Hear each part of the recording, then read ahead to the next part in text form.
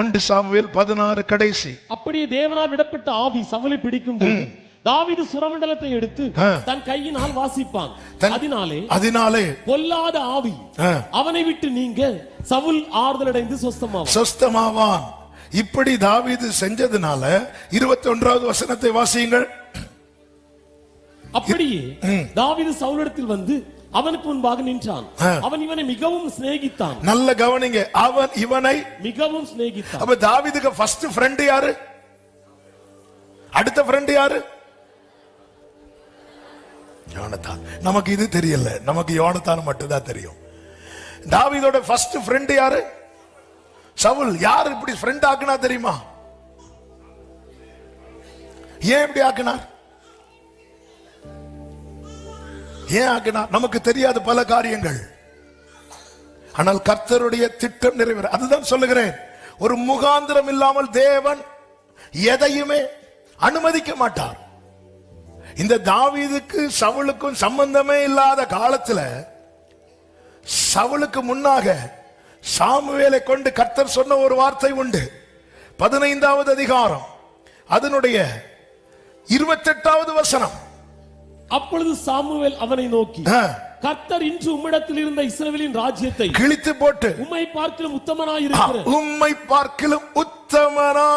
உம்முடைய தோழனுக்கு. யாருக்கு யாருக்கு யாருக்கு? உம்முடைய தோழனுக்கு. உம்முடைய தோழனுக்கு.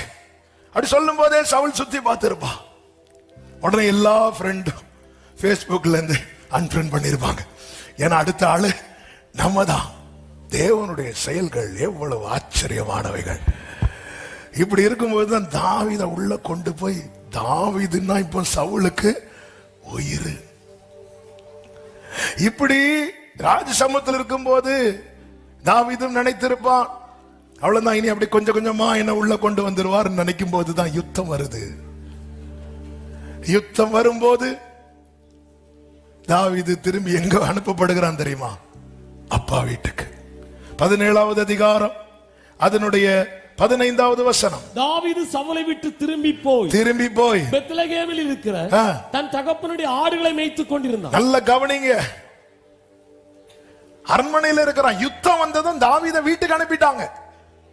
தாவீது திருப்பியும் பழையது போல அபிஷேகம் கிடைக்கிறதுக்கு முன்னாடி என்ன செஞ்சிட்டு இருந்தாரோ, அழைப்பு வருவதற்கு முன்னாக என்ன பண்ணிட்டு இருந்தாரோ அதேதான். நம்முடைய லைஃப் ஸ்டைல் வந்து ரொம்ப சாதாரணமா தான் இருக்கும். ஆனால் அவனுக்குள்ள இந்த அக்கினி எரிந்து கொண்டே இருக்கிறது. ஏன்னா என் மேல கர்த்தருடைய அபிஷேகம் இருக்கிறது, கர்த்தருடைய அழைப்பு இருக்கிறது. இப்பொழுது தாவீதின் தகப்பன் தாவீதை அழைக்கிறான். அடுத்த வசனத்தில் சொல்லப்பட்டிருக்கிறது 17-18 வசனங்கள். ஈசாய் தன் குமாரனாகிய தாவீதை நோக்கி, உன் சகோதரருக்கு இந்த ஒரு மரக்கால் வறுத்த பயிற்சையும் இந்த 10 அப்பங்களையும் எடுத்துக்கொண்டு பாளையத்தில் இருக்கிற சகோதரத்தில் ஓட்டமாய் போயினா வேற எங்கேயுமே இந்த தாவீதுக்கு வேற எங்கேயும் நின்ற கூடாது. இதை போய் கொடுத்துட்டு சுகமா இருக்கிறார்களான்னு கேட்டு விசாரித்துட்டு வான்னு சொல்லி அனுப்பியாச்சு. தாவீதும் போறான்.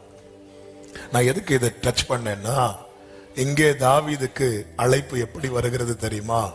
ஆபிரகாமுக்கு வந்தது போல அல்ல. ஆபிரகாமுக்கு அழைப்பு டைரக்டா வந்துச்சு. நீ உன் தேசத்தையும் உன் இனத்தையும் உன் தகப்பன் வீட்டையும் விட்டு நான் உனக்கு காண்பிக்கும் தேசத்துக்கு போ, நான் உன்னை பெரிய சாதி ஆக்குவேன்.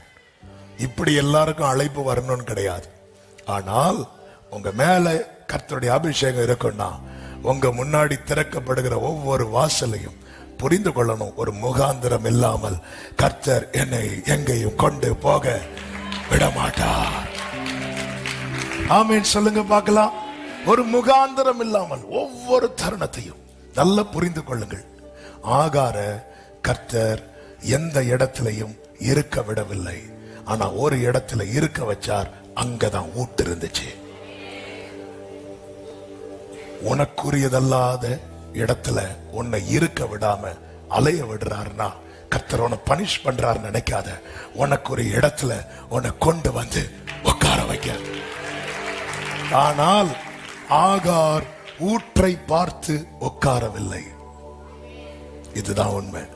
ஆகார் ஊற்றை பார்த்து உட்காரவில்லை. இதுக்கு மேல அலைய முடியாதுன்னு தான் உட்கார்ந்தான். ஆனால் ஆகார் மேல அபிஷேகம் இல்லை. ஆனா ஒரு வார்த்தை கிடக்கிறது. ஆகாருடைய பிள்ளை இஸ்மவேல் வயிற்றில் இருக்கும் போதே இஸ்மவேலை குறித்து கர்த்தர் பேசியிருந்தார். ஹல்லேலூயா. அழைப்பு இல்ல, அபிஷேகம் இல்ல, ஆனா அவ மேல ஒரு வார்த்தை இருக்கிறது. அழைப்பும் அபிஷேகம் இல்லை என்றாலும் வார்த்தை இருந்து அந்த வார்த்தையை நிறைவேற்ற உண்மையுள்ளவர் பரலோகத்தில் இருக்கும் போது உன் மேல அழைப்பு இருக்கிறது, உன் மேல அபிஷேகம் இருக்கிறது, உன் மேல கிருபை இருக்கிறது. நீ உலக தோற்றத்துக்கு முன்னே முன்குறிக்கப்பட்டவன். உங்களை ஒரு இடத்துல உட்கார வச்சிருக்கிறாருன்னா அங்கே ஒரு முகாந்திரம் இல்லாமல் உட்கார வைக்கவில்லை. உங்களை ஒரு இடத்துல ஸ்ட்ரக் பண்ணி வச்சிருக்கிறாருன்னா ஒரு முகாந்திரம் இல்லாமல். எனவேதான் தாவீது வருகிறான். தாவீது வந்து விசாரிச்சுட்டு போயிருக்கலாம். எந்த டைமுக்கு இடையில தெரியுமா? இந்த கோலியாத்து காலை வந்து நிற்பான், அப்புறம் மாலையில வந்து நிற்பான். இந்த இடப்பட்ட நேரத்தில் தாவீது வந்துட்டு போயிருக்கலாம். தாவீதை கர்த்தர் போக விடல, பேச விடுறார். ஹல்லேலூயா. தாவீது போய் கர்த்தருக்கு மகிமை உண்டாவதாக. 22வது வசனம், 17:22. அப்பொழுது தாவீது தான் கொண்டு வந்தவர்களை இறக்கி ரஸ்துக்களை காக்கிற வசமாய் வைத்துவிட்டு சேனைக்குள் ஓடி தன் சகோதரரை பார்த்து சுகமாய் இருக்கிறீர்களா என்று கேட்டான். சுகமாய் இருக்கிறீர்களா என்று கேட்டான். அடுத்த வசனம், அவன் இவர்களோட பேசிக் கொண்டிருக்கையில் இதோ காத்தூரான் ஆகிய கோலியாத் என்னும் பேருள்ள அந்த பெலிஸ்த வீரன். அதாவது அந்த கோலியாத் வர்றது வரைக்கும் இந்த கான்வர்சேஷனை கர்த்தர் நீட்டி விட்டார். ஹல்லேலூயா. ஆமென். நல்ல கவனமா கேளுங்க. ஏன்னா நம்முடைய வாழ்க்கை வந்து ஒரு அர்த்தமுள்ளதா இருக்கணும். பழக வைக்கிறது கர்த்தர், பேச வைக்கிறது கர்த்தர். நமக்கு தெரியாததுக்கு பின்னாக இருக்கிற பர்பஸ்.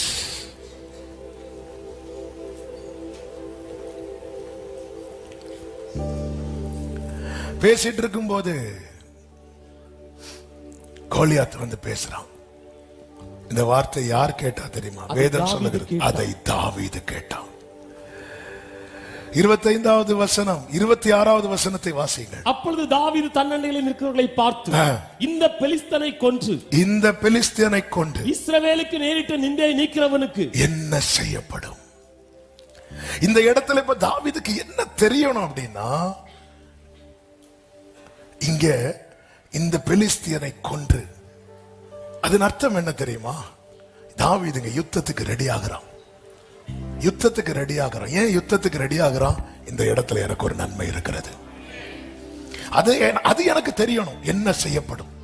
அதாவது உங்களுக்கு நன்மை இல்லாத இடத்துல கர்த்தர் உங்களை யுத்தம் பண்ண விட மாட்டார். உங்களை சில இடத்துல கொண்டு போய் ஆவியில அந்த போராட வைக்கிறார்னா அந்த இடத்துல உங்களுக்கு நன்மை இருக்கிறது. உங்களுக்கு நன்மை இல்லாத இடத்துல யுத்தம் பண்ண விட மாட்டார். அங்கிருந்து தூக்கிட்டு போயிடுவார், அங்கிருந்து கொண்டு போய் விடுவார். உங்களை ஃபைட் பண்ண விடுறாருனாலே அந்த இடத்துல உங்களுக்கு ஒரு நன்மை இருக்கிறது. இந்த என்ன செய்யப்படும் அந்த இடத்துல மட்டும் அவங்க இல்லப்பா அப்படி கொல்றவனுக்கெல்லாம் ஒண்ணுமே செய்ய மாட்டாங்கன்னு சொல்லி இருந்தா இவன் போயிருப்பான். இல்ல அப்போ அவங்க என்னென்ன செய்யப்படும் என்று தாவீதுக்கு சொல்லுகிறார்கள். இத கேட்கும் போது தாவீதின் சகோதரன் வந்து தாவீதை கண்ணா பின்னான்னு திட்டுறான். நீ யுத்தத்தை பார்க்க தானே வந்த அப்படின்னு. உன் இருதயத்தின் அகங்காரத்தையும் துணிகரத்தையும் அறிவேன் என்று சொன்னதும் தாவீது ஒரு வேர்டு சொல்லுவார். 29வது வசனம், அதற்கு தாவீது, நான் இப்பொழுது செய்தது என்ன? நான் வந்ததற்கு முகாந்திரம் இல்லையா என்று சொல்லி அவனை விட்டு வேறொரு திரும்பி அந்த பிரகாரமாகவே கேட்டான். 31வது வசனம், தாவீது சொன்ன வார்த்தைகளை அவர்கள் கேட்டு அதை சவுலின் சமூகத்தில் அறிவித்தார்கள். அப்பொழுது அவனை அழைப்பித்தார். அடுத்த வசனம், தாவீது சவுலை நோக்கி, இவன் நிமித்தம் ஒருவனுடைய இருதயமும் கலங்க வேண்டியதில்லை.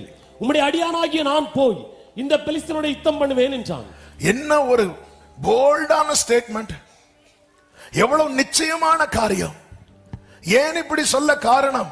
அவனுக்கு தெரியும் இந்த இடத்துல கர்த்தர் எனக்கு ஒரு நன்மையை வைத்திருக்கிறார். அங்கே நடந்தது என்ன தெரியுமா? கர்த்தர் தாவீதை கொண்டு வந்து இஸ்ரவேலுக்கு ஜெயத்தையும் தாவீதுக்கு ஒரு புதிய துவக்கத்தையும் கொடுத்தார். பிரியமான கர்த்தருடைய பிள்ளைகளே, இந்த கோலியாத்துக்கு உங்களுக்கு சம்பந்தம் கிடையாது. கோலியாத்தோடு தாவீது யுத்தம் பண்ண வேண்டிய அவசியம் கிடையாது. ஏன்னா ராணுவத்தில் தாவீதே கிடையாது. தாவீது அந்த பிரேம்லயே கிடையாது தாவீது. ஆனா கர்த்தர் கொண்டு வந்து நிறுத்துகிறார். சம்பந்தம் இல்லாதவர்களோடு சம்பந்தப்படுத்தி என் காது கேட்க சில காரியங்களை செய்கிறார், என் கண் காண சில காரியங்களை காண வைக்கிறார். அபிஷேகம் பெற்றவன் அவனால சும்மா போக முடியவில்லை. அவன் பார்க்கிறான், நான் வந்ததற்கு ஒரு முகாந்திரம் இல்லையா? அவன் உறுதியாய் நிற்கிறான். கர்த்தர் ஜெயத்தை கொடுத்தார். நன்றாய் புரிந்து கொள்ளுங்கள், கர்த்தர் நம்மை அழைத்து கொண்டு வந்திருப்பது உண்மை என்றால் அதுல 2 காரியம் இருக்கிறது.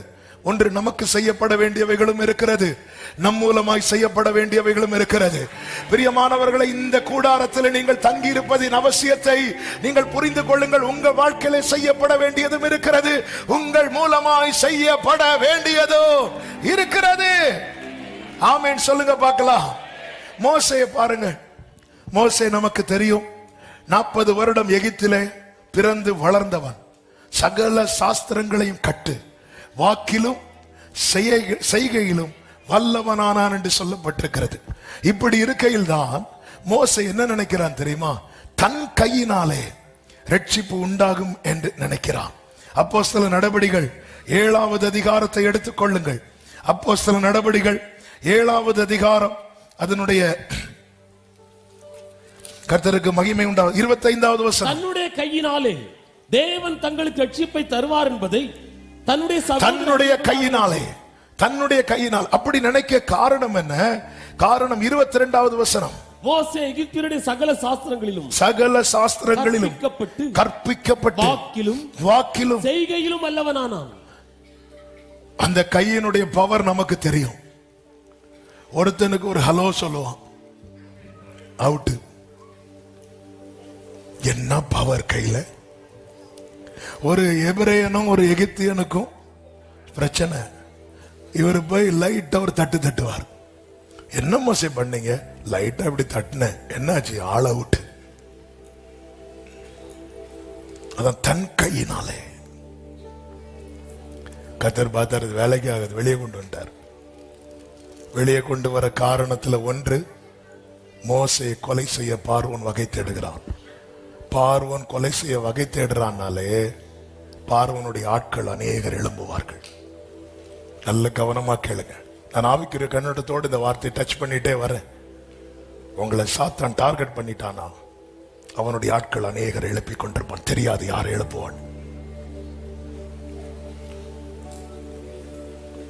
பார்வோன் மோசேயை கொலை செய்ய வகை தேடினான் தான் இருக்கும். இந்த வார்த்தை கொஞ்சம், இந்த செர்மன் கொஞ்சம் போகும்போது உங்களுக்கு புரியும். அநேகர் எழுப்புறான். ஏன்னா அவனுடைய ஆட்கள் இவன் எல்லாரும் மோசையை தேடுறாங்க. மோசே மீதியான் தேசத்துக்கு வருகிறான். அங்க ஒரு ஸ்திரியை மேரேஜ் பண்ணி அங்க மாமனாருக்கு ஆடுகளை கொஞ்சம் மேய்த்து கொண்டு 40 வருடம். ஆனால் இந்த மோசே யார் தெரியுமா? பிறக்கு முன்னமே கொலை செய்யப்பட வேண்டியவன், பிறந்தும் கொலை செய்யப்பட வேண்டியவன். மோசையின் துவக்கமே முடிவில் இருந்து ஆரம்பித்தது.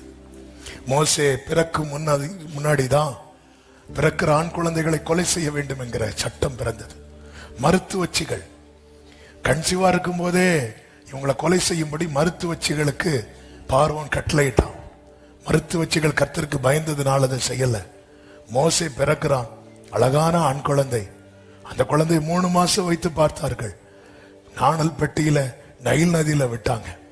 அங்கேயும் அவன் சாகல. கையில யார் கையில கரெக்டா மாட்டுறானா? பார்வோன் குமாரத்தி கையில மாட்டுறான். சாகல, வளர்ந்தான். இப்பொழுது மோசே 40 வருடம் எகிப்தில வளர்ந்த பிறகு அடுத்த 40 வருடம் மீதியான் தேசத்துல வனாந்தரத்துல ஆடு மேய்த்து கொண்டிருக்கும் போது நான் சொல்லுகிற இந்த வார்த்தையை கவனிங்க. இப்ப மோசே மட்டும் நிற்கிறான். ஹோரே பர்வதத்தில் ஒரு முட்செடி இருக்கிறது. அந்த முட்செடியிலே கர்த்தர் எழுந்தருளி மோசையோடு பேசுகிறார். இப்ப யார் 2 பேர் மட்டும் நிக்கிறாங்க தெரியுமா?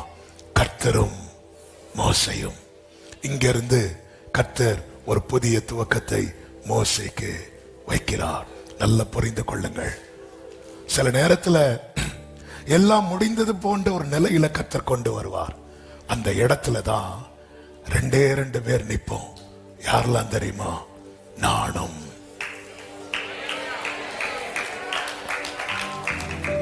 யாக்கோபை யாபோக்காட்டின் கரையிலே கொண்டு வந்தார். அந்த இடத்துல யாக்கோபும் கர்த்தரும். யோவானை பத்மு தீவிலே கொண்டு வந்தார். அந்த இடத்துல யோவானும் இயேசுவும்.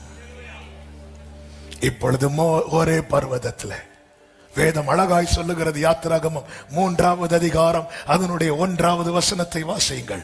3வது அதிகாரம் 1வது வசனம். மோசே மீதியான் தேசத்து ஆசாரியனாய் இருந்த தன் மாமனாகிய எத்ரோவின் ஆடுகளை மேய்த்து வந்தான். அவன் ஆடுகளை வனாந்திரத்தின் பின்புறத்திலே ஓட்டி தேவ பர்வதமாகிய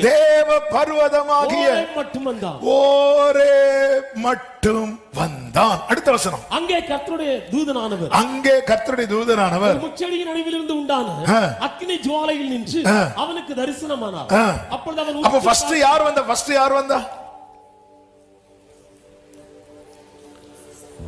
யார் வந்தா? கர்த்தர். ஏன்னா இவன் என்ன பார்க்கிறான்? அவன் உற்று பார்க்கும்போது முச்செடி அக்கினியினால் ஜுவாலித்து எரிந்தும், இவன் வரும்போதே தூரத்துல இருந்து பார்க்கிற என்ன அது வெளிச்சம் தெரிஞ்சுட்டே இருக்குது. எப்படி இழுக்கிறார் பாத்தீங்களா? கிட்ட வந்து அதாவது நம்மள ஒரு பாயிண்ட்ல கொண்டு வர்றதுக்கு முன்னாடி அவர் அங்க இருந்து வெயிட் பண்ணிட்டு இருக்கிறார். நம்மை ஒரு பாயிண்ட்ல கொண்டு வந்து நிறுத்துவதற்கு முன்னதாக அவர் அங்கே வந்து வெயிட் பண்ணிட்டு இருக்கிறார். இந்த வனாந்திரம் நாம சொல்றோம் நமக்கு பெயின்ஃபுல்னு. நாம வரது வர அவர் எங்க எழுந்தருளுகிறார் தெரியுமா? முச்செடியில. அவருக்கு தாங்க வலி. நம்ம பார்க்கிறோம், நம்ம நினைக்கிறோம் சிலுவை சுமக்கும் போது அவர் தலையில முள் இருந்தது என்று. இல்ல, நம் ஒவ்வொருவரையும் அவர் வழியில கொண்டு வருவதற்கு அவருக்கு முள்களை சுமப்பதை போன்ற அனுபவம். ஆனாலும் அவர் அதை சகித்துக் கொண்டு, எபிராயிமே நீ எனக்கு அருமையான குமாரன் அல்லவா, நீ எனக்கு பிரியமான பிள்ளை அல்லவா என்று சொல்லி, என் ஆண்டவர் படுகிற வேதனை நமக்கு தெரியாது. இந்த இடத்துல கொண்டு வந்து இங்கே அவனுக்கு ஒரு துவக்கத்தை கொடுக்கிறார். அதுதான் யாத்திராகமம் 3வது அதிகாரம் 10வது வசனம். நீ இஸ்ரவேல் புத்திரராகிய என் ஜனத்தை எகிப்திலிருந்து அழைத்து வரும்படி உன்னை பார்வோனிடத்துக்கு அனுப்புவேன் வா என்றார். வா அப்படிங்கிறார். வான்னு சொன்னது மோசே என்ன சொல்லுகிறான்? அடுத்த வசனம். அப்பொழுது மோசே தேவனை நோக்கி, பார்வோனிடத்துக்கு போகவும் இஸ்ரவேல் புத்திரரை எகிப்திலிருந்து அழைத்து வரவும் நான் எம்மாத்திரம் என்றான். மோசேக்கு முடியல. என்ன ஆண்டவரே சொல்றீங்க? அன்னைக்கு சொல்லி இருந்தா வேற, இன்னைக்கு சொல்றீங்க இல்ல. மோசே, இத்தனை காலம் உன்னை வாழ வைத்தது நோக்கத்தை புரிந்து கொள். நீ ஏதோ மாமனாருடைய கொஞ்சம் ஆட்டை மேய்ச்சிட்டு போவதுக்கு இல்ல மோசே, முகாந்திரம் அறிந்து செயல்படு. ஆண்டவர் சொல்றார், நான் உன்னை அனுப்புறேன் வா. சொல்லிட்டு ஒரு வார்த்தை சொல்லுவார். ஆமென். அதனுடைய 19வது வசனம். ஆனாலும் எகிப்தின் ராஜா வல்லமை கண்டால் ஒழிய, எதை கண்டால் ஒழிய? சத்தமா சொல்லுங்க. மோசேக்கு இப்ப எப்படி இருக்கும் தெரியுமா? இததான் ஆண்டவர் 40 வருஷத்துக்கு முன்னாடி காட்டினேன். ஆமென். நான் காட்டினேன். ஆனா பார்வோன் என்ன காட்டுன்னு காட்டிட்டான். நான் ஓடி, இப்போ நீங்க அதே டயலாக ரிப்பீட் பண்றீங்க. எஸ் மோசே, கைவல்லமைய பார்வோன் பார்க்கணும். அது உன் கை வல்லமை இல்ல, என் கை வல்லமை. உன்னை நான் நிறுத்தி இருப்பது உன் கையை காண்பிப்பதற்கல்ல, என் கையை காண்பிப்பதற்கு. உங்க கைகள் குறுகவில்லை,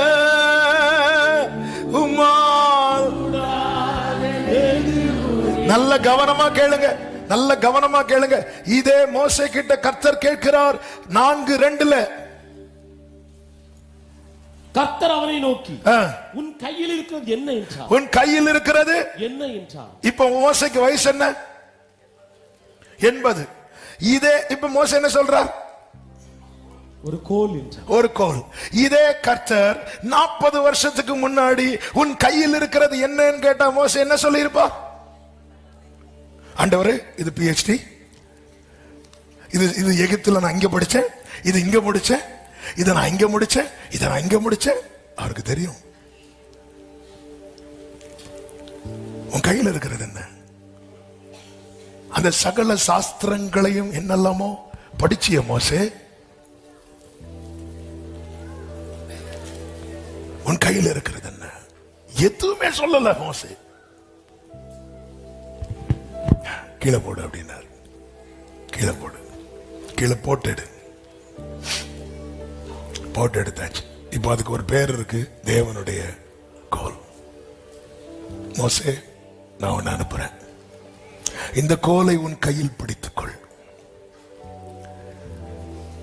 17, இதனால் நீ அடையாளங்களை செய்வாய். இப்ப மோசைக்கு முன்னாடி இந்த கோலுக்கு ஒரு சம்பவம் நடந்துச்சு. என்ன நடந்துச்சு? குயிக்கா சொல்லுங்க. கவனிக்கிறீங்களா? கேக்குறீங்க? என்ன கவனிச்சீங்க? என்ன நடந்துச்சு?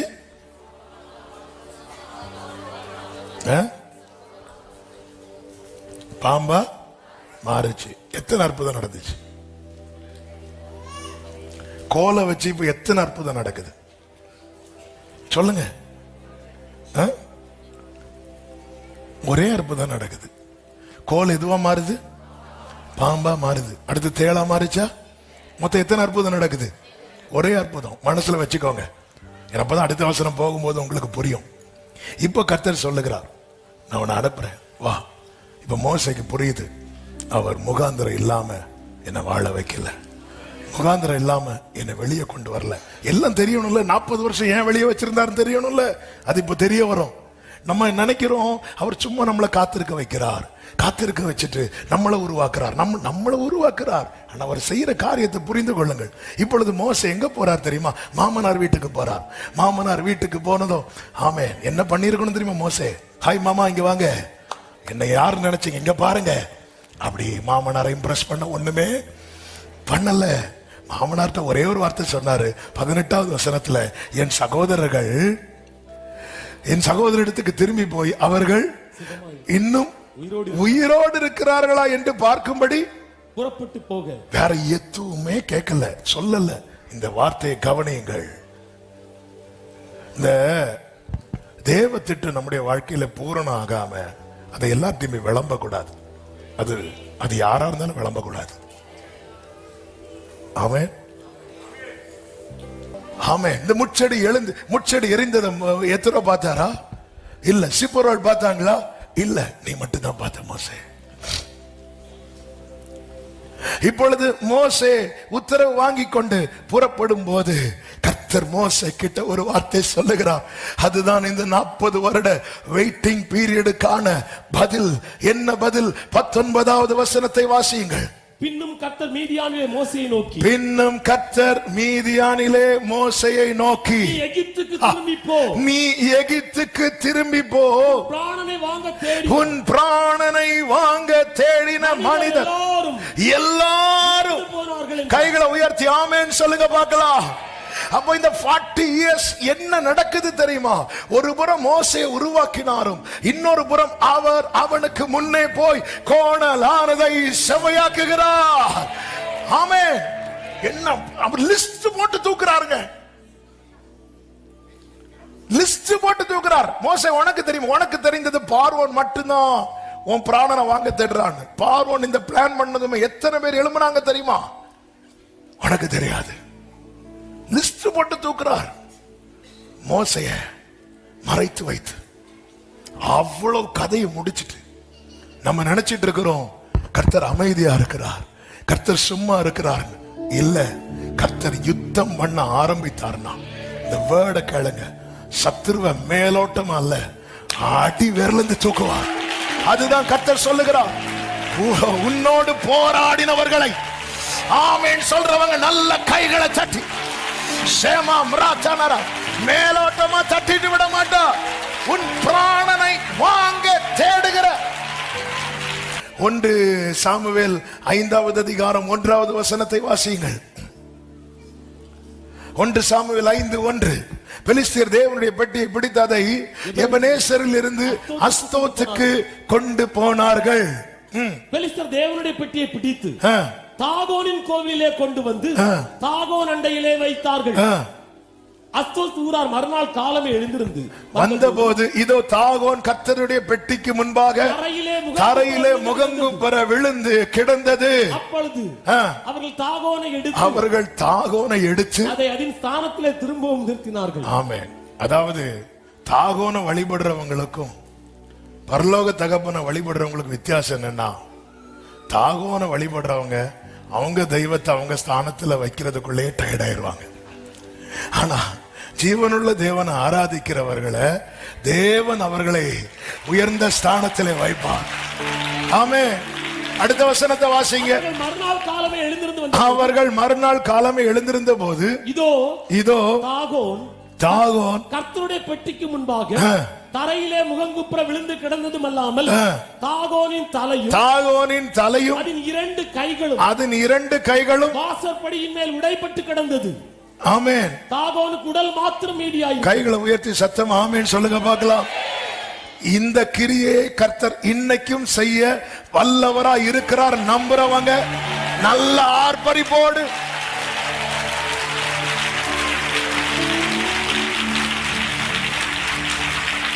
இந்த பெலிஸ்தரை பாத்தீங்களா, டெய்லி காலையில் எழும்பி எங்க வராங்க? கோயிலுக்கு. எங்க வராங்க? நமக்கு காலையில் எழும்பணுமா? அந்த ஆன்லைனை தட்டி விடு. இத்தனைக்கும் அவங்க தெய்வம் கீழே விழுந்து மூக்கு உடையுது. இருந்தாலும் கர்த்தர் எங்க போய் அடிக்கிறார் பாத்தீங்களா? சும்மா சொல்லலைங்க, உன்னை தொடுகிறவன்.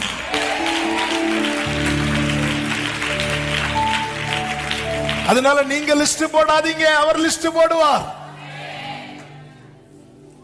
ஹல்லேலூயா. கர்த்தர் எப்படி அனுப்புறார் பாரு. ஏன் ஆண்டவரே இன்னும் என்ன அனுப்ப மாட்டேங்கிறீங்க? ஏன் ஆண்டவரே எனக்கு ரூட்? நான் உனக்கு முன்னே போய் கோணலானதை அதை எப்படி சொல்றார் தெரியுமா? கோரேசுக்கு கையை பிடித்து பாரு, நான் போறேன், நான் போய் கோணலானதை செவ்வையாக்கி அந்தகாரத்தில் இருக்கிற பொக்கிஷத்தையும் ஒளிப்பிடத்தில் இருக்கிற புதையலும் கொடுப்பதற்காக இருப்பு கதவுகளை உடைத்து வெண்கல தாழ்பால்களை முறித்து போடுவேன். இப்ப பாருங்க, கர்த்தர் உள்ள போய் அடிக்கிறார். அடுத்த வசனத்தை வாசிங்க. ஆதலால் இந்நாள் வரைக்கும் தாகோனின் பூஜாசாரிகளும் தாகோனின் கோவிலுக்கு பிரவேசிக்கிற யாவரும் அஸ்தோத்தில் இருக்கிற தாகோனுடைய வாசற்படியை மிதிக்கிறதில்லை. நேத்து வர காலையிலான எங்க போயிருவாங்க? இப்போ அந்த வாசற்படியே கைகளை உயர்த்தி வர ஆமேன் சொல்லுங்க. ஆமென். ஹல்லேலூயா. அவர் சர்வ வல்லவர். தேவ பிள்ளைகளே, கர்த்தர் உங்களை காத்திருக்க வைக்கிறார். என்ன இருக்கு உண்மையில? மோசைக்கு போய் என்ன இருக்கு? மோசே கையில என்ன இருக்கு? தன்னுடைய ஆடா இருந்தா சொல்லிருப்பான் கொஞ்சம் ஆடுகள் இருக்குன்னு. அதுவும் யாருக்கு ஆடு? தன்னுடையதுங்கிற ஒரு கோல். ஆண்டவர் போடு. அந்த கோலால அவனுக்கு ஒரு பிரயோஜனம் இல்லை, அதனால போட்டான். அவன் சும்மாலாம் நம்ம போட மாட்டோம். எது நமக்கு வேண்டாமோ அதெல்லாம் அம்மா ஏதாவது இருந்தா தாங்கம்மா, உடனே நம்ம ஃப்ரெஷ்ஷா லெக் பீஸ் எடுத்தா கொடுப்போம். பழையது ஏதாவது இருக்கா பாரு. நம்ம ஈஸியா எதை வெளியே போடுவோம் தெரியுமா? நமக்கு வேண்டியதில்லை, நமக்கு வேண்டாதது.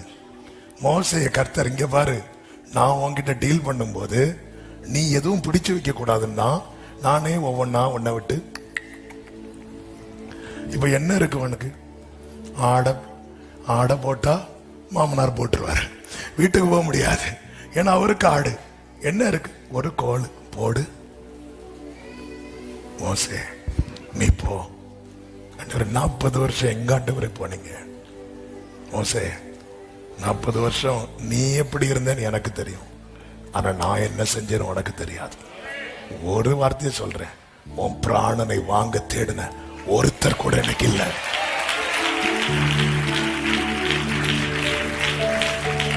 ஆமென் சொல்லுங்க பார்க்கலாம். இப்பொழுது மோசே புறப்படும் போது 20வது வசனத்தில் தேவனுடைய கோலையும் தன் கையிலே பிடித்துக் கொண்டு போனான் என்று சொல்லப்பட்டிருக்கிறது. 21வது வசனத்தில் கர்த்தர் சொல்லும் வார்த்தையை கவனமாய் கேளுங்கள். அப்பொழுது கர்த்தர் மோசேயை நோக்கி, நீ எகிப்திலே திரும்பி போய் சேர்ந்த பின் நான் உன் கையில் அளித்திருக்கிற, நான் உன் கையில் அளித்திருக்கிற அற்புதங்கள் யாவும். என்னது? மோசே எத்தனை அற்புதம் பார்த்தாரு? ஒரே ஒரு அற்புதம். ஆனா கர்த்தர் என்ன கொடுத்திருக்கிறார்?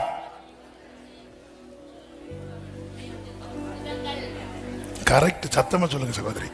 அற்புதங்கள் யாவையும் பார்வோனுக்கு முன்பாக செய்யும்படி, பார்வோனுக்கு முன்பாக செய்யும்படி எச்சரிக்கையாயிரு. எச்சரிக்கை. அற்புதம்னாலே ஆச்சரியம் இல்லங்க, அற்புதம்னா எச்சரிக்கை. அதாவது இந்த அற்புதத்தை செய்யணும் மோசே செஞ்சிருவார், ஏன்னா ஆல்ரெடி செஞ்சது. அற்புதங்கள்னா இன்னும் நிறைய இருக்கு, எதுவுமே மோசே இதுவரை செய்யல, பார்க்கல, என்ன ஆகும்னு தெரியல. முதல் அற்புதம் நடந்த போது மோசே துள்ளி குதித்து தேவனை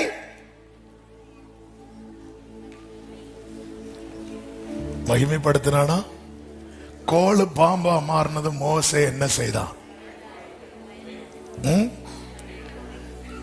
ஆமென். 3வது வசனம் 4:3. அப்பொழுது கர்த்தர் மோசேயை நோக்கி, உன் கையை நீட்டி அதன் வாளை பிடி என்றார். அவன் தன் கையை நீட்டி அதை பிடித்த போது அது அவன் கையிலே கோலாயிற்று. 4:3. அதை தரையிலே போடு என்றார். அவன் அதை தரையிலே போட்ட போது அது சர்ப்பமாயிட்டு. மோசே அதற்கு விலகி ஓடினான். கர்த்தர் எதற்கு இதை காட்டினார்? இது எங்க போய் காட்டணும்? பார்வோன் சமுத்திரத்துல காட்டணும். அப்ப இதை பார்வோன் சமுத்திரத்துல காட்டும் போது யார் விலகி ஓடணும்? பார்வோன் ஓடணும். ஆனா கர்த்தர் இப்ப டெமான்ஸ்ட்ரேட் பண்றார், இங்க பாரு, நீ இதை செய், இப்படி செய்யணும். இவர் போட்டதும் ஆளை காணும். ஆமென். இது நம்ம சிலர் தான், இயேசு நாமத்தில் பிசாசே போக மாட்டியா, நான் போறேன் போ. இவரு கோலை போட்டு கோல் எதுவா மாறுது? சர்ப்பமா மாறுது. மாறினதும் இவர் பார்த்தாருன்னு இவர் ஓடுறார். இங்க வாங்கி வா, ஓடுவான்னு தெரியும். அதனாலதான் ஃபர்ஸ்டே உருவிட்டார். எதை? பாதரட்சைய. அங்க ஃபுல்லா முள்ளு செடி, ஃபுல்லா முள்ளு, எங்க ஓடுவேன்னு எனக்கு தெரியும். அவன் இவர் ஓடுறாரு, இங்க வா. இப்போ இந்த இடத்துல ஒவ்வொன்னா காட்டினா, மோசே உன் கையில் இருக்கு. இப்பதான் அவன் முகாந்திரம் தெரிகிறது. என்ன முகாந்திரம்? இந்த கோல் மிஸ் ஆகிடக்கூடாது. நல்ல கவனமா கேளுங்க. நான் எல்லா ரெஃபரன்ஸை எடுத்து வாசிக்கவில்லை, டைம் போயிட்டு இருக்கு. இப்போ மோசே போகிறார், ஜனங்களை போக விடு. இது நடுவில் ஜனங்களுடைய பரியாசம், ஜனங்களுடைய நிந்தை. மோசையை கேட்கிற, ஏன் அனுப்புனீங்க ஆண்டவரே? என்ன ஏன் அனுப்புனீங்க? 5வது அதிகாரம் கடைசி 3 வசனங்களை வாசியுங்கள். அவர்களை நோக்கி, நீங்கள் பார்வோனின் கண்களுக்கு முன்பாகவும். 20வது வசனத்தில் அவர்கள் பார்வோன் சமூகத்தை விட்டு புறப்படுகையில் வழியில் நின்ற மோசேக்கும் ஆரோனுக்கு எதிர்பட்டு அவர்களை பார்த்து என்ன சொல்ல, உன் கர்த்தர் உங்களை நியாயம் தீர்க்க கடவர். கடினமான வார்த்தையை சொல்லிட்டு போயிட்டாங்க ஜனங்க. உங்களால எவ்வளவு கஷ்டப்படுறோம் தெரியுமா? அப்பொழுது மோசே கர்த்தரிடத்தில் திரும்பி போய், ஆண்டவரே, இந்த ஜனங்களுக்கு தீங்கு வர பண்ணினது என்ன? ஏன் என்னை அனுப்பினீர்? மோசே, மறந்துடாத, நீ ஆரம்பிக்கும் போது நானும் நீயும் மட்டும்தான். பேசுறவங்க பேசட்டும், சொல்றவங்க சொல்லட்டும், அது உன் காதுல வேண்டாம். எச்சரிக்கையாயிரு, உன் கையில தான் அற்புதங்களே இருக்கிறது. உன் கையில தான் அற்புதங்களே இருக்கிறது. இப்பொழுது கோல் கீழே போடப்படுகிறது. அது எதுவா மாறுது தெரியுமா? சர்ப்பமாய் மாறுகிறது. சர்ப்பமாய் மாறினது. நான் ஆரம்பத்தில் சொன்னதை மீண்டும் சொல்லுகிறேன். கர்த்தர் யுத்தம் பண்ண ஆரம்பித்தார். எங்கிருந்து அடிப்பார் தெரியுமா? அடி வேர்ல இருந்து. இப்போ யார் வரா தெரியுமா? இதுவரை யாரும் வரவில்லை. இதுவரை இஸ்ரவேலரை ஒடுக்க வந்தவர்கள் ஆளோட்டிகள். ஆனா மோசே இப்போ ரீ என்ட்ரி கொடுத்ததும் யார் என்றாகிறாங்க தெரியுமா? மந்திரவாதிகள். உனக்கு விரோதமாய் மந்திரவாதங்கள், உனக்கு விரோதமாய் பில்லி சூனியங்கள், உனக்கு விரோதமாய் இப்படிப்பட்ட கிரியைகள் நடக்கிறது என்றால் புரிந்து கொள், உனக்குள் இருந்த அவருடைய வல்லமை வெளிப்பட துவங்கி விட்டது என்ற அர்த்தம். 400 வருஷம் அடிமையா இருந்தாங்கல்ல, மந்திரவாதிங்க வந்து அடிமைப்படுத்தினாங்களா? இல்ல, இவெல்லாம் உள்ள இருந்து வேலை செஞ்சிட்டு இருந்தான். வெளியே வந்ததில் ஆளோட்டிகள். அதாவது அவங்க வேலைக்கு நியமிக்கப்பட்டவங்க இஸ்ரவேலரை ஒடுக்கிட்டு இருந்தாங்க. இப்ப மோசே என்றானதும் 11:7-11 அப்பொழுது பார்வோன் சாஸ்திரிகளையும் சூனியக்காரர்களையும் அதுவரை உள்ள மறைஞ்சிருக்கிறாங்க. நிறைய மறைஞ்சிருக்கிற மோசே முகாந்திரத்தை அறிந்து கொள். நீ இந்த ஆளோட்டி அடிக்க பாக்குற. 40 வருஷத்துக்கு முன்னாடி மோசே யார அடிச்சான் தெரியுமா? ஆளோட்டி அடிச்சான். ஆளோட்டி ஒரு எபிரேயனை அடிக்கிறான். அடிக்கிறத பார்த்து இவன் அவன் அடிக்கிறான். நீ இவன் அடிச்சாலாம் சால்வாகாது. நமக்கு யுத்தம் மாம்சத்தோடும் இரத்தத்தோடும் கிடையாது. நீ அவனை பார்த்து முறைக்கு, அவன் உன்னை பார்த்து முறை. இதெல்லாம் நடக்காது மோசே. வெளியே வந்துரு, வெளியே வந்துரு, வெளியே வந்துரு. முகாந்திரம் அறிந்து செயல்படு.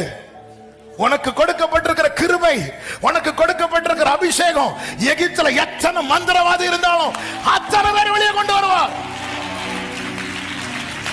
நீ அதை விட்டுட்டு உன் கைய பலத்தை பார்த்து அவன் எப்படி அடிக்கலாம், இவன் எப்படி பேசலாம். இன்னைக்கு அநேகர் ஆளோட்டிகள் அட்டாக் பண்ணிட்டு இருக்கிறீங்க. என்ன யூஸ், என்ன யூஸ்? உன்னால நிக்க கூட முடியல எகிப்துல. மாம்சீகமா யுத்தம் பண்ண நிக்க கூட முடியாது மோசே உன்னால எகிப்துல. உன்னால நிக்க முடியாம எப்படி தேவ திட்டம் நிறைவேறும்? நீ வெளியே வரணும், வெளியே வரணும். வா, உன் கையில நான் கொடுத்ததை பாரு. ஆமே ஆமே, நீ ஆளோட்டி அடிக்கிற. ஹல்லேலூயா. அந்த ஆளோட்டிக்கு பின்னாடி இந்த செயல்படுகிறவன் பார்வோன். அவனை இயக்குகிறவர்கள் மந்திரவாதிகள். நான் சொல்றது எத்தனை பேருக்கு புரியுதுன்னு தெரியல. நீங்க நிறைய, நான் நல்லது தானே பேசுறேன், நான் நன்மை தானே செஞ்சேன், நான் இதுதானே பண்ண. ஆனா மந்திரவாதிக்கு தொடவே இல்லையே. இதுவரை வரலையே வெளியே, இதுவரை வரலையே. மோசே, நீ இன்னும் பல அற்புதம் செய்யல. உன் கோல சும்மா அப்படி போட்ட. நீ தொடங்க தான் செஞ்ச மோசே. அவ்வளவு பேரும் வந்துட்டான் பாத்தியா, அவ்வளவு பேரும் வந்துட்டான் பாத்தியா. அதன் அர்த்தம் என்ன? இப்பதான் நீ சரியான லைனையே பிடிச்சிருக்கேன்னு அர்த்தம். ஆவியானவர் சபைகளுக்கு சொல்லுகிறதை காது உள்ளவன் கேட்க கடவன். உன் கூட இருக்கிற பயணிக்கிறவன் உனக்கு விரோதி அல்ல. உன் வீட்டுல தங்கி இருக்கிறவன் உனக்கு விரோதி அல்ல. உன் கூட ஆராதிக்கிறவன் உனக்கு விரோதி அல்ல. உன் கூட வேலை பார்க்கிற உனக்கு விரோதி அல்ல. இதற்கு மறைவா இருந்து கிரியை செய்கிற அந்தகார பொல்லாத வல்லமைகள் இயேசுவின் நாமத்திலே அது நிர்மூலமாவதாக. ஜீசஸ். நல்ல கவனிங்க. ஃபர்ஸ்ட் யுத்தம். அத்தனை மந்திரவாதிகள் வந்தாங்க. எகிப்தின் மந்திரவாதிகளும் தங்கள் மந்திர வித்தையினால் அப்படியே செய்தார்கள். அடுத்த வசனம். அவர்கள் ஒவ்வொருவனாக தன் கோலை போட்டபோது அவைகள் சர்ப்பங்களாயின. ஆரோனுடைய கோலோ அவர்களுடைய கோல்களை விழுங்கிற்று. கேட்கலாம், ஏன் ஆண்டவர் அலோவ் பண்ணீங்க? அது எப்படி ஆண்டவர்? மந்திரவாதிகள் கோல் சர்ப்பமா மாற நீங்க அலோவ் பண்ணீங்க. கர்த்தர் அனுமதிக்காம ஒண்ணுமே நடக்காது. ஏன்னா பாகாலின் தீர்க்கதரிசிகள் அக்னி இறக்க முயற்சித்தார்கள். கர்த்தர் அனுமதித்தாரா? இல்ல. ஆனா இங்க அனுமதிக்கிறார். ஏன்? ஏன் தெரியுமா? ஏன் தெரியுமா? வெளியே வந்தாச்சுல, இனி உள்ள போக கூடாது, இனி உள்ள போக கூடாது. திரும்ப கோல் எடுக்கும் போது மோசே கையில மட்டும்தான் கோல் இருக்கும். அவன் ஒருத்தன் கையில அந்த கோல் இருக்க கூடாது. அதிகாரத்தை புடுங்கிறான். அதிகாரம். ஆமே. ஹல்லேலூயா. உனக்கு விரோதமாய் உருவாக்கப்படும் எந்த ஆயுதமும் உனக்கு விரோதமாய் உருவாக்கப்படும். ஆனா வாய்க்காது.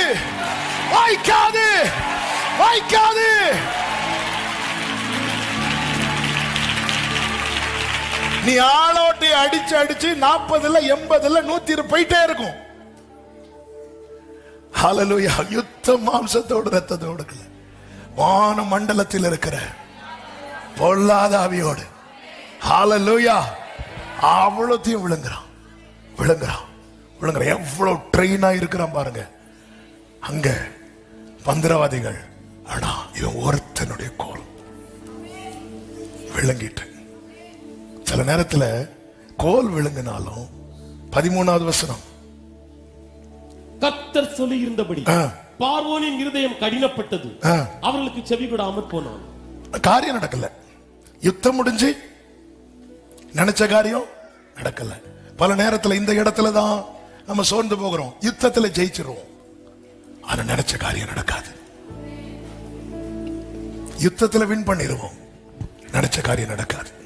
நினைச்ச காரியம் நடக்காம போகும்போது நாம செய்கிற காரியங்கள்ல ஒன்று என்ன தெரியுமா? அந்த கோலை தூக்கி போட்டுருவோம். நான் எதுக்கு ஜெபம் பண்ணணும்? நான் எதுக்கு போராடணும்? நான் எதுக்கு அந்நிய பாஷையில ஜெபிக்கணும்? நான் எதுக்கு அதிகாலையில ஜெபிக்கணும்? கோலை தூக்கி போட்டுருவோம். புரிந்து கொள்ளுங்கள், கர்த்தர் ஏற்கனவே சொல்லிட்டார், பார்வோனுக்கு முன்பாக உன் கையில் கொடுக்கப்பட்ட அற்புதங்கள் யாவையும் செய்யும்படி எச்சரிக்கையாயிரு. யுத்தம், ஒரு காரியத்தை யுத்தம் பண்ண நினைச்சது நடக்கல, உடனே நீ கோலை கீழே போட்டுட்ட. இன்னைக்கு கர்த்தர் பேசுகிற வார்த்தையை அந்த கோலை திரும்ப எடு. ஏன் பேசுறாரு? அடுத்த வசனத்தை வாசிங்க. காலமே நீ பார்வோனிடத்துக்கு போ, அவன் நதிக்கு புறப்பட்டு வருவான், நீ அவனுக்கு எதிராக நதியோரத்திலே நின்று சர்ப்பமாக மாறின கோலை கையிலே பிடித்துக் கொள். ஆண்டவரே, அதை நான் உடைச்சிட்டேன். ஆண்டவரே, ஏன் உடைச்ச? அது நான் நினைச்சது மாதிரி நடக்கல, உடைச்ச இல்ல. கர்த்தர் கேட்கிறார், எங்க நான் உனக்கு கொடுத்த கிருபை எங்க? நான் உனக்கு கொடுத்த அபிஷேகம் எங்க? நான் உனக்கு கொடுத்த தாளந்து எங்க?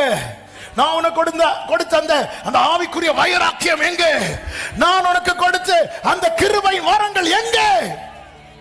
அதை வச்சுதான போராடுன.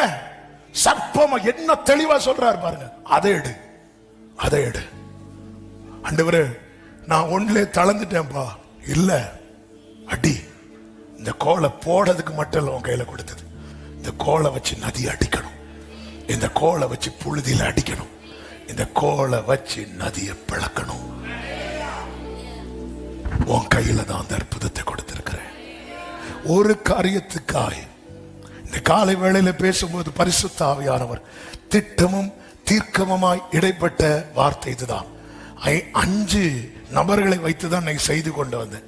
ஆனா மோசையோட நான் ஸ்டாப் பண்ணிட்டேன். ஏன்னா ஆவியானவர் தேவையான ரேமாவை கொடுத்துட்டான்.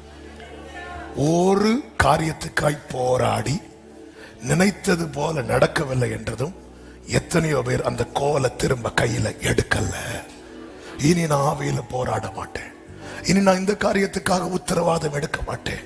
கர்த்தர் சொல்லுகிறார், நீ எடுக்கலன்னா உன் கண்ணுக்கு முன்னாடி இந்த ஜனங்க அடிமைத்தனத்திலே மாண்டு போவார்கள். இல்ல, சில காரியங்கள் நீ நினைத்தது போல நடக்காமல் இருக்கலாம். ஆனா கர்த்தருடைய செயல் என்ன தெரியுமா? இங்க வேகமா இந்த வசனங்களை வாசியுங்கள். அதனுடைய 8:18. மந்திரவாதிகளும் தங்கள் மந்திர வித்தையினால் பேன்களை பிறப்பிக்கும்படி பிரயத்தனம் செய்தார்கள். செய்தும் அவர்களால் கூடாமற் போய். கர்த்தர் எங்கிருந்து அடிச்சிட்டு வரார் பாருங்க. அவர்களால் கூடாமற் போயிட்டு. 9:11.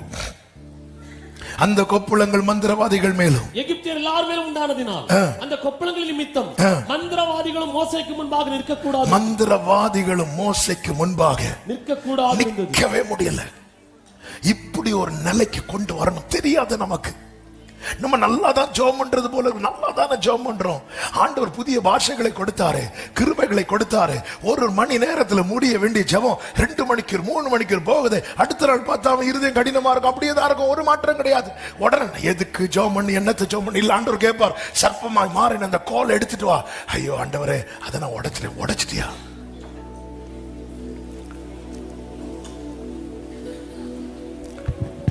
மந்திரவாதிங்க திருப்பியும் செய்யறாங்க. அவங்களால செய்ய முடியாம போயிட்டு அதுக்கப்புறம் விடல. எந்த நிலை கொண்டு வரான்னா, மந்திரவாதிக்கு மோசைக்கு முன்னாடி நிக்க கூட முடியாது. திருப்பியும் கொண்டு வந்து பார்வோன் வீட்டுல அலறல் சத்தம். 80 வருடத்துக்கு முன்னாடி இஸ்ரவேலர் வீட்டுல பிறக்கிற ஆண் குழந்தைகளை கொலை செய்யப்பட வேண்டும் என்று இந்த அலறல் சத்தம் கேட்டது. இப்பொழுது பார்வோன் வீட்டுல கேட்குது, எகிப்தியர் வீட்டுல கேட்குது.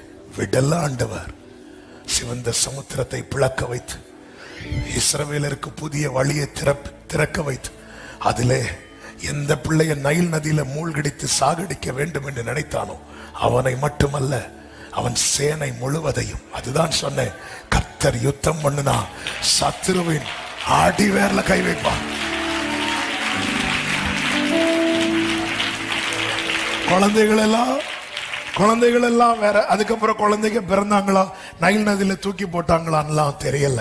ஆனா பிராக்டிக்கலா பார்த்தா கண்டிப்பா பிள்ளைங்க பிறந்திருப்பாங்க. எத்தனை குழந்தைகள் இப்படி தூக்கி போட்டிருப்பாங்க. அதை பார்த்து ரசித்தான். இப்பொழுது இஸ்ரவேலரை நிக்க வச்சு கர்த்தர் காண்பித்து கொடுத்தார். ஹல்லேலூயா. எகிப்தின் ராஜா ஒரு செயலை செய்து ஒன்னு அளவைத்தான். உன்னுடைய ராஜா அதற்கு பதிலை கொடுக்க போகிறான். ஆனா மோசே முகாந்திரத்தை அறிந்து கொள், இந்த கோலை கீழே போட்டுறாத, கோலை கீழே போட்டுறாத. உன்னுடைய ஆதியில் அனுபவம் எங்கே? நீ போராடி நினைத்தது நடக்காதது கோலை கீழே போட்டு நிக்கிற. கர்த்தர் கேட்கும் போதுல உன் கோலை எடுத்து மோசே எப்படி நிப்பார்? எத்தனை அவமானங்கள் தெரியுமா? ஆரோனே எதிர்த்து பேசிட்டானே, இவன்ட்ட மட்டும் தான் அவர் பேசுவாரான. சொந்தக்காரங்க பார்வோன் துரத்தி விட்டானோ, எத்தனை அவமானங்கள். எகிப்தின் இஸ்ரவேல் ஜனங்கள் பார்வோனை பார்த்துட்டு வக்கீல் கொடுத்துக்காததும் வருத்தத்துல வந்துட்டு இருக்கும் போது மோசே ஆரோன் வழியில நிக்கிறாங்க. மோசையை பார்த்துட்டு உன்னாலதான் ஆண்டவர் உனக்கு அதுக்கான நியாய தீர்ப்பு தருவான்னு சொல்லிட்டு போறாங்க. என்ன வலி, அதெல்லாம் தாங்கிட்டேன். என்ன ஆண்டவர் இந்த ஜனங்க எப்படி பண்றாங்க? மோசே, ஒன்றை புரிந்து கொள். இந்த வார்த்தையை சொல்லி நான் இங்கே ஜெபிக்க விரும்புகிற சபையை கேளுங்கள். மோசைக்கு புதிய துவக்கம் ஆரம்பிக்கும் போது யார் 2 பேர் மட்டும் இருந்தாங்க தெரியுமா? கர்த்தரும் மோசையும். மோசையின் முடிவில் மோஸ்கே பிஸ்காவின் கொடுமுடியில் ஏறினான் என்று சொல்லப்பட்டிருக்கிறது. அங்கே யார் 2 பேர் மட்டும் இருக்கிறாங்க தெரியுமா? கர்த்தரும் மோசையும். இதுதாங்க லைஃப். இதுக்கு இடையில தான் நிறைய பேர், இதுக்கு இடையில தான். இந்த இடையில இருக்கிறவர்களுக்காக கர்த்தர் உன்னை நம்பி தந்த அவருடைய பொறுப்பை கீழே போட்டுறாத. மோசே மலைக்கு ஏறும்போது ஜனங்கள்லாம் கீழே இருக்கிறாங்க. இதுக்கு முன்னாடி மோசே மலை ஏறலையா? ஏறினார். ஆனா மோசே கொண்டு செய்ய வேண்டியது இன்னும் இருக்கிறதுனால ஏறினார், இறங்கினார். ஒரு விசை மலை ஏறினார், பிரமாணத்தோடு இறங்கினார். இன்னொரு விசை மலை ஏறினார், பிரகாசத்தோடு இறங்கினார். ஓட்டம் முடிந்தது. இப்பொழுது மோசே வாங்குகிறார். பிஸ்காவின் கொடுமுடியில் மோசே ஏறும்போது அங்கே கர்த்தர் மோசைக்கு இப்படியே காட்டி கொடுக்கிறார். அந்த இடத்துல கர்த்தரும் மோசையும். மோசே புதிய ஓட்டத்தை ஆரம்பிக்கும் போது ஓரே பர்வதத்தில் கர்த்தரும் மோசையும். பிஸ்காவின் கொடுமுடி முடிவு கர்த்தரும் மோசையும். இதற்கிடையில தான் ஆரோனு, மிரியாம், யோசுவா, காலேபு இவங்க எல்லாம் இடையில போயிடுவாங்க. விசுவாசத்தின் துவக்கமும் விசுவாசத்தின் முடிவும் அவர் ஒருவரே. ஒரே பர்வதத்திலே நமக்கு ஒரு துவக்கத்தை கர்த்தர் தந்திருக்க, பிஸ்காவின் கொடுமுடியில் நாம் ஏறுவதற்கு முன்பதாக நம்மை கொண்டு செய்ய வேண்டியதை கர்த்தர் செய்து முடிக்க விரும்புகிறார். அதனாலதான் என்றோ நம்முடைய ஜீவன் நம்மை விட்டு பறிக்கப்பட வேண்டியது கர்த்தர் விட்டு கொடுக்காமல் இன்னும் நியாயத்திற்கு ஜெயம் கிடைக்கும் வரைக்கும் அவர் நெறிந்த நாணலை முறியாமலும் மங்கி எறிகிற திரியை அணையாமலும் இருக்கிறார். நாளை பிஸ்காவின் கொடுமுடியிலே அந்த மகிமையிலே நாம் அவரை சந்திக்கும் போது நல்ல போராட்டத்தை போராடினேன், ஓட்டத்தை முடித்தேன்.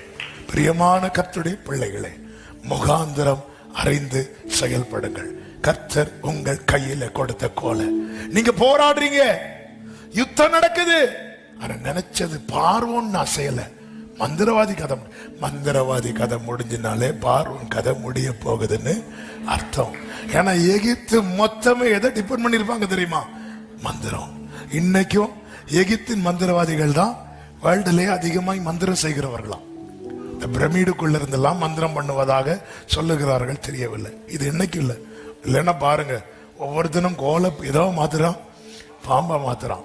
அதாவது சில நேரத்தில் நமக்கே தோணும், ஆண்டவர் ஒவ்வொரு கோத்திரத்தின் கோலை சாட்சி பெட்டிக்கு முன்னாடி வைப்பார். வைக்க வச்சுட்டு ஒரே ஒரு கோலை துளிர வைக்கிறார். ஆனா பார்வோன் மந்திரவாதி எல்லா கோலுமே பாம்பா மாறுது. சில நேரம் தோணும், இங்க இருக்கிறத விட அங்க போனாலே நல்லா இருக்குன்னு தோணும். போயிடாதீங்க, காணாது, திரும்ப கோலாகாது. பாம்பு கடைசி வரை பாம்பு தான். அங்கெல்லாம் அப்படி இல்லை, அங்க யாருக்கோ ஒரு ஆளுக்கு தான். அந்த விசுவாசி ஓகே, அந்த பாஸ்டர் குடும்பம் ஓகே. ஆனாலும் ஆனா அங்க பாரு, எல்லா கோலுமே பாம்பா இருக்கு. இல்ல, ஆண்டவருக்கு தெரியும். உன் கையில எவ்வளவு நாள் உலர்ந்திருந்தாலும் துளிர் வைக்கும் நாள் வரும்போது ஒரே இரவுல உன் கதையை மாற்ற என் கர்த்தர் வல்லவர். நான் அதே நேரத்தில் உன் கையில் கொடுக்கப்பட்ட இந்த அற்புதங்கள் இதை செய்வதற்கு. எல்லாரும் உங்க கையை பாருங்க, சும்மா பாருங்க. இந்த கையில அவர் கொடுத்திருக்கிறார். அது எப்படிங்க இந்த கையில கொடுப்பார்? எப்ப கொடுத்தாருன்னு சொல்லவா? அந்த கையை வச்சு இந்த கையை, யாக்கோபே நான் உன் வலது கரத்தை பிடித்து நீ பயப்படாதே நான் உனக்கு, அப்படி பிடிக்கும் போது இங்க பாஸ் ஆயிட்டு. ஜனங்க பாடினது மோசையின் கையை அல்ல, ஜனங்க பாடினது கர்த்தரின் கையை. ஆனால் அதை கர்த்தர் யார் கை வச்சுதான் செய்தார் தெரியுமா? மோசே. அதனால சோர்ந்து போகாதீங்க, எழுந்து போரடி சீயோன் குமாரத்தியே, நீ எழுந்து போரடி. கர்த்தர் உங்களை மகிமை உள்ள சாட்சியாய் நிறுத்துவாராக. சத்தமா ஆமென் சொல்லுங்க பார்க்கலாம். எல்லாரும் எழுந்து நிற்கலாமா?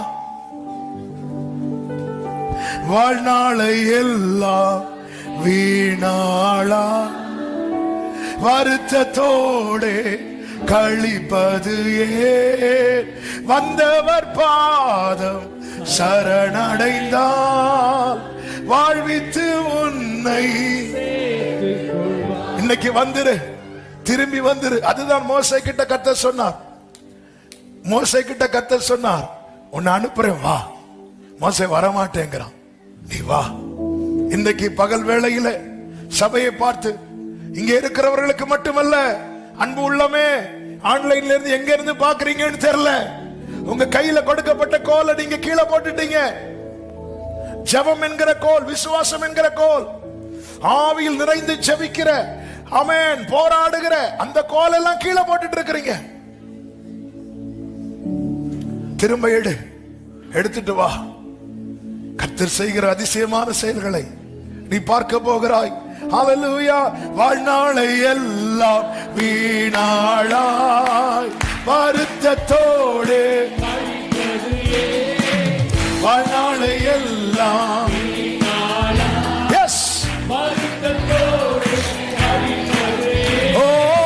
வந்தவர் பாதம் சரணடைந்தால் வாழ்வித்து உன்னை சேர்த்துக் கொள்வார். வருவார் தருணம் இதுவே, அழைக்கிறாரே வல்ல ஆண்டவர்.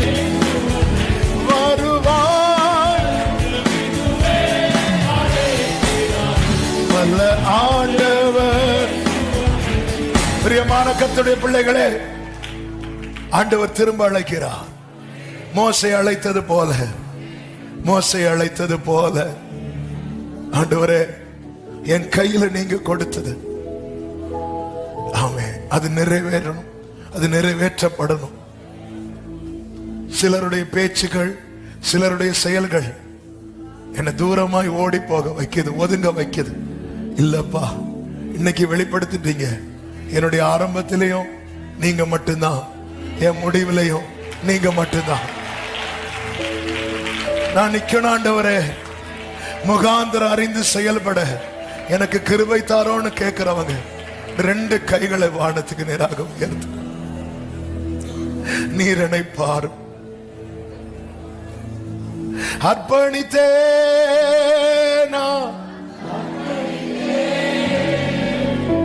அர்ப்பணித்தே என் ஆவி ஆத்மா, என் ஆவி ஆத்மா சரீரம் அர்ப்பணித்தே, என் ஆவி ஆத்மா சரீரம் அர்ப்பணித்தே. பரிசுத்த பிதாவே, நல்ல தகப்பனே, நன்றி நிறைந்த இருதயத்தோடு துதிக்கிறோம், ஸ்தோத்திரிக்கிறோம். நீர் எவ்வளவு நல்லவர். நீர் எங்களை நேசிக்கிறீர், நீர் சபையை நேசிக்கிறீர். எனவே வேண்டிய வார்த்தைகளை தந்து பேசிக்கொண்டே இருக்கிறேன். உம்முடைய அன்புக்கு முன்பாக நாங்கள் ஒன்றுமே இல்லப்பா. உங்க பாதம் பணிந்து முத்தமிட்டு எங்களை தாழ்த்துகிறோம். எஸ் லார்ட், காரியம் என்ன, முகாந்திரம் என்ன என்று அறிந்து செயல்பட எங்கள் ஒவ்வொருவருக்கு கிருபையும் உணர்வுள்ள இருதயத்தையும் தேவ ஞானத்தையும் தேவ தயவையும் பலத்தையும் தந்து கர்த்தர் நடத்தும்படி ஜெபிக்கிறோம். ஒவ்வொருவரையும் அப்படியே நடத்தும். மோசே ஓரே பர்வதத்தின் ஆரம்பத்தில் உம்மோடு மட்டுமல்ல, இந்த பிஸ்காவின் கொடுமுடியிலும் உம்மோடு. எங்கள் ஆரம்பமும் நீர்தான், எங்கள் முடிவும் நீர்தான். இந்த நிலையில் எங்கள் ஓட்டம் தொடர எங்களுக்கு கிருபை செய்வீராக. ஒவ்வொருவரையும் ஆட்கொள்ளும், ஒவ்வொருவரையும் ஆசீர்வதியும். ஒவ்வொருவருக்கு விரோதமாய் போராடுகிற, ஒவ்வொரு குடும்பத்துக்கு விரோதமாய் போராடுகிற எல்லா அந்தகார வல்லமைகளை நீர் வேரோடு அறுக்க போகிறதற்காக ஸ்தோத்திரம், ஸ்தோத்திரம், ஸ்தோத்திரம். அப்படியே காத்துக்கொள்ளும், கிருபை உண்டாக பண்ணும். மகிமை கனம் துதி ஸ்தோத்திரங்கள் அனைத்தும் ஒருவருக்கே செலுத்துகிறோம், இரட்சகர் இயேசுவின் நாமத்தில் பிதாவே, ஆமென். சேர்ந்து சத்தமாய் சொல்லுவோம், என் ஆத்துமாவே கர்த்தரை ஸ்தோத்திரி, என் ஆத்துமாவே கர்த்தரை ஸ்தோத்திரி, கர்த்தர் செய்த சகல உபகாரங்களை மறவாதே. ஆமென். நம்முடைய கர்த்தராகிய இயேசு கிறிஸ்துவின் கிருபையும் பிதாவாகிய தேவனுடைய அன்பும் பரிசுத்த ஆவியானவருடைய ஐக்கியமும் சிநேகமும் பாதுகாவலும் நம் அனைவரோடும் எல்லா பரிசுத்தவான்களோடு கூட கர்த்தருடைய வருகை மட்டும் தங்கியிருப்பதாக. ஆமென். ஹல்லேலூயா. God bless you. கர்த்தர் உங்களை. நானும் கர்த்தாவே உம்மை நம்பியுள்ளேன், நீரே என் தேவன்.